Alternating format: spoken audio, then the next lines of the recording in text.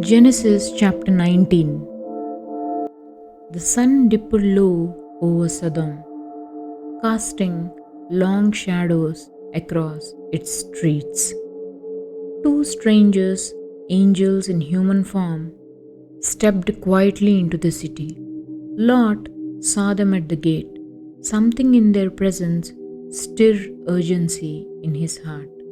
He ran to them, bowed low, and pleaded, "Please come to my house tonight, rest, and in the morning you may go your way." But night in Sodom was dangerous. Before the visitors could sleep, the streets filled with the sound of pounding fists. Men from every corner of the city surrounded Lot's home, their voices dark with corruption. "Bring them out to us." Lot's heart raced. He stepped outside, shutting the door behind him, his voice shaking, "Do not do this wicked thing." The mob surged forward. In an instant, the angels reached out, pulled Lot inside, and slammed the door shut.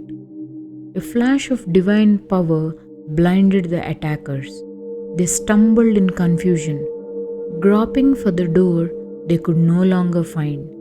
Then came the words that froze Lot's soul.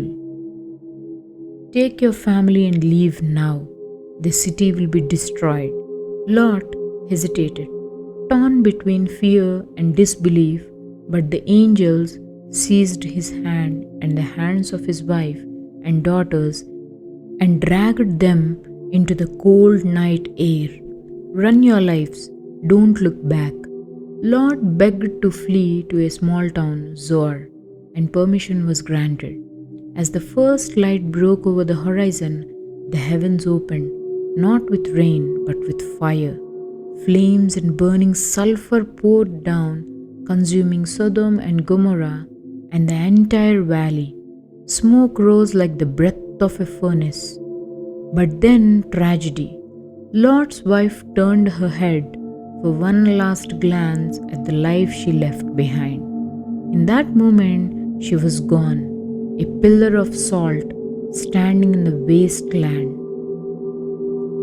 Lot and his daughters hid in the mountains, shaken and alone. In the silence that followed judgment, a bitter story unfolded, one of fear, survival, and choices that would shape nations. Genesis 19, a chapter where mercy and judgment collide, and the cost of looking back is eternal.